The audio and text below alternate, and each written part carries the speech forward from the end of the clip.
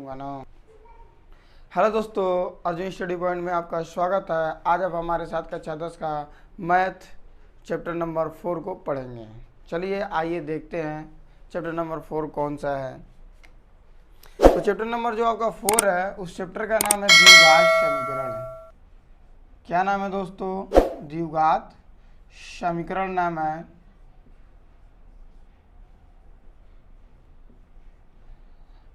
अगर जो हम लोग द्विघात समीकरण का शाब्दिक विच्छेद किया जाए तो क्या हो जाएगा? शाब्दिक विच्छेद हो जाएगा द्विव और ये क्या हो जाएगा? घात। द्विघात और ये समीकरण।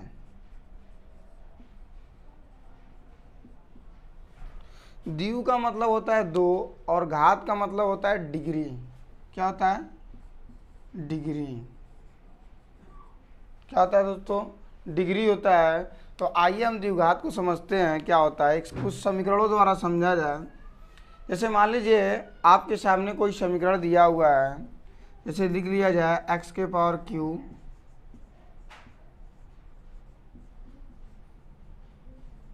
कुछ इस प्रकार से लिख दिया गया हो समीकरण, और इसमें पूछे कि इसका घात क्या है, समीकरण का घात पूछ दें,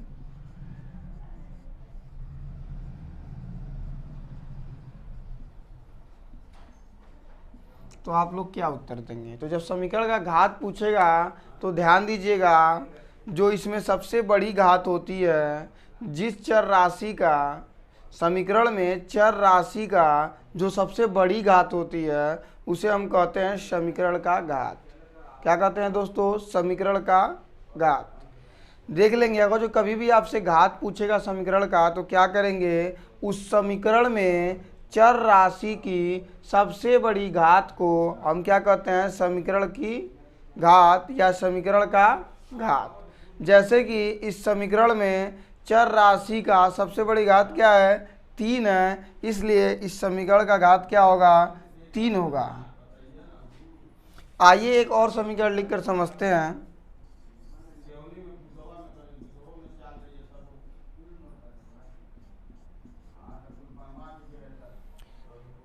आपसे अगर जो इस समीकरण में पूछा जाए कि समीकरण का घात क्या है तो आप क्या बताएंगे?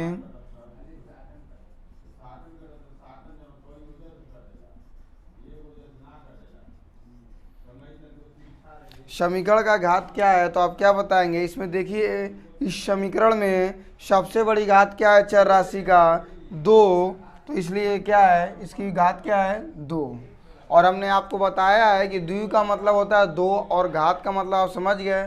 किसी भी समीकरण में जो सबसे बड़ी घात होती है चर राशि की, वही क्या होता है? समीकरण का घात होता है। और हमने बताया था कि जिसका 2 घात हो, कितना घात हो? 2, उसी को क्या कहते हैं? द्विघात समीकरण कहते हैं। इसलिए ये क्या द्विघात समीकरण होगा और ये नहीं होगा, ये होगा और ये नहीं होगा। दोस्त आप लोग देखे होंगे घात और घातांक, क्लास छोटी कक्षा में देखे होंगे घात और घातांक, इन दोनों में अंतर क्या है? आइए इस बात को समझते हैं। थोड़ा ध्यान दीजिएगा, दोनों में थोड़ा सा ही अंतर है। जैसे कि मान लीजिए आपके सामने एक समीकरण दे दिया गया कुछ इस प्रकार से,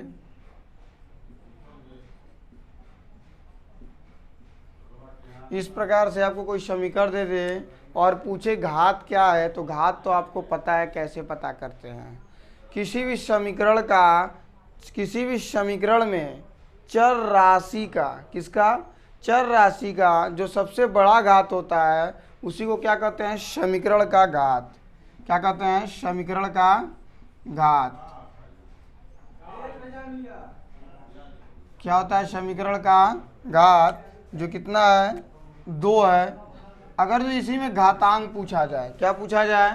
घातांक। तो घातांक क्या होता है? किसी भी समीकरण में जो चर राशि है तो प्रत्येक चर राशि का घात घातांक कहलाता है। क्या कहलाता है? घातांक कहलाता है। जैसे कि 2x के पावर 2 लिखा है तो इसका घातांक क्या होगा? घातांक क्या होगा? 2 होगा। अगर जी मान लीजिए आपके सामने एक और समीकरण दे दे कुछ इस प्रकार से,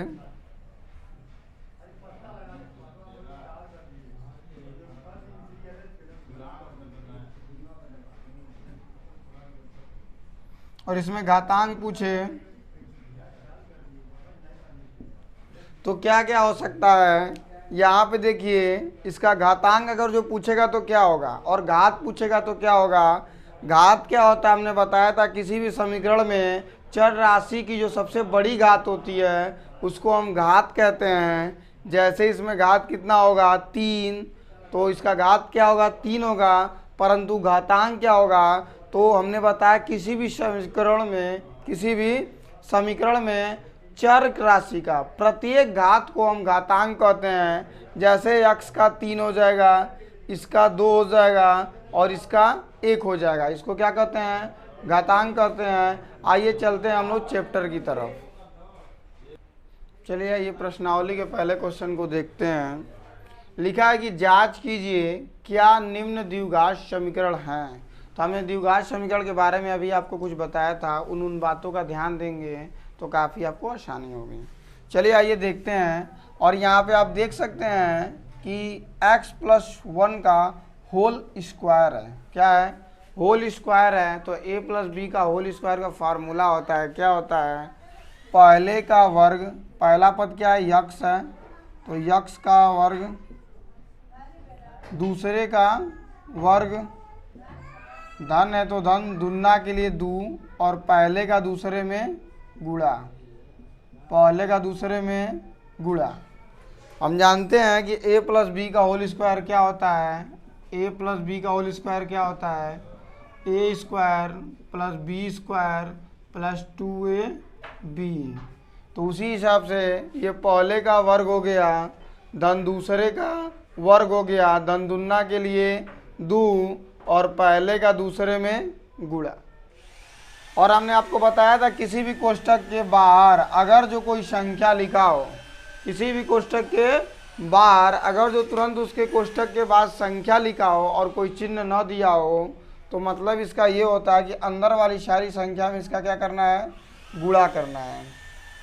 तो 2 का हम यक्स, ये कैसा पद है, अचर पद है, और ये चर पद है। और जब अचर और चर का हम गुणा करते हैं, इसलिए कि कोष्ठक के ठीक बाहर संख्या दिया है तो बीच में गुणा का चिन्ह होता है, और अचर और चर का गुणा करेंगे तो अचर पद को पहले और चर पद को बाद में, और ये इसके आगे कोई चिन्ह न दिया हो तो प्लस मानते हैं, और प्लस का माइनस में गुणा करेंगे तो माइनस होगा, और द्वितीय 6 हो जाएगा। तो आइए इसका वर्ग कर इसे हम पक्षांतर कर हल करते हैं। ये x का स्क्वायर करेंगे तो स्क्वायर हो जाएगा, और 1 का वर्ग का मतलब होता है 1 × 1, तो 1 में 1 का गुणा करेंगे तो क्या होगा, 1 होगा दोस्तों। और यहाँ पे देखिए अचर पद और ये चर पद है, तो 2 एकम में 2, और इसमें गुणा करेंगे तो क्या हो जाएगा, 2x = 2x - 6।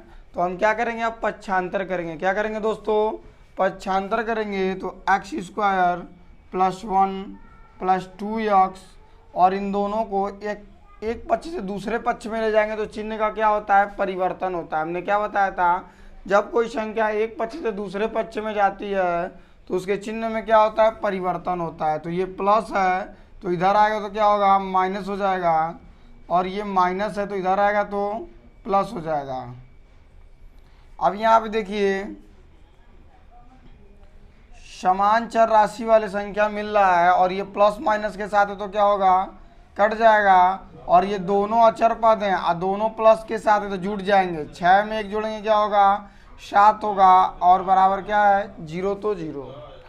तो हमने बताया था किसी भी समीकरण में चर राशि का घात होता है, किसी भी समीकरण में चर राशि की जो सबसे बड़ी घात होती है उसी को समीकरण का घात कहते हैं। और इस समीकरण में आप देख सकते हैं कि समीकरण का घात क्या है, 2 है, इसलिए यह क्या है, द्विघात समीकरण है, द्विघात समीकरण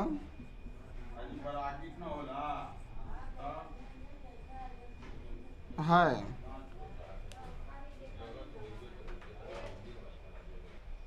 चलिए क्वेश्चन नंबर दूसरे को देखते हैं। तो इधर का सब कुछ हल है और इधर हमें गुणा करना दिखाई दे रहा है, तो चलिए गुणा कर लेंगे। तो इसे उतार लेते हैं, x² - 2x, और 2 कोष्ठकों के बीच में गुणा का चिन्ह माना जाता है, और इसके आगे प्लस का चिन्ह और इसके आगे माइनस, तो प्लस माइनस क्या हो जाएगा, माइनस हो जाएगा, और 2 का गुणा 3 में करेंगे तो क्या होगा, 6 होगा। अब दूसरी वाली संख्या में भी की जाएगी तो माइनस माइनस क्या हो जाएगा, प्लस हो जाएगा। और अचर पद का गुणा चर पद में करेंगे तो क्या होगा, अचर पद पहले और चर पद बाद में। अब क्या करेंगे दोस्तों, पक्षांतर कर लेंगे। तो आइए पक्षांतर कर लेते हैं। पक्षांतर का मतलब क्या होता है, पक्ष का अंतर। मतलब क्या होता है, इसमें चिन्ह बदल जाता है, प्लस रहेगा तो माइनस हो जाएगा, माइनस रहेगा तो प्लस हो जाएगा। तो आइए, ये प्लस में है, इधर आएगा तो क्या हो जाएगा, माइनस में हो जाएगा। और ये माइनस में इधर आएगा तो क्या हो जाएगा, प्लस में आ जाएगा। और जब दोनों चीज़ इधर आ गया तो उधर क्या बचा, कुछ नहीं, तो मान लेते हैं 0 बच गया। तो ये एक्स स्क्वायर और ये -2x और ये भी -2x है। तो चिन्हों में हमने अपना वीडियो बनाया है पहले, उसको आप लोग जाकर देख सकते हैं। माइनस माइनस जुटता है, 2 2 कितना हो जाएगा, 4 हो जाएगा। और माइनस का ही चिन्ह लगाया जाता है। ये +6 बराबर 0। और यहाँ पे देख सकते हैं, हमने बताया अभी इंट्रोडक्शन में कि द्विघात समीकरण में या किसी भी समीकरण में चर राशि का जो सबसे बड़ी घात होता है उसको हम समीकरण का घात कहते हैं। और इस समीकरण में जो सबसे बड़ी घात है क्या है, 2 है, इसलिए ये क्या है, द्विघात समीकरण है।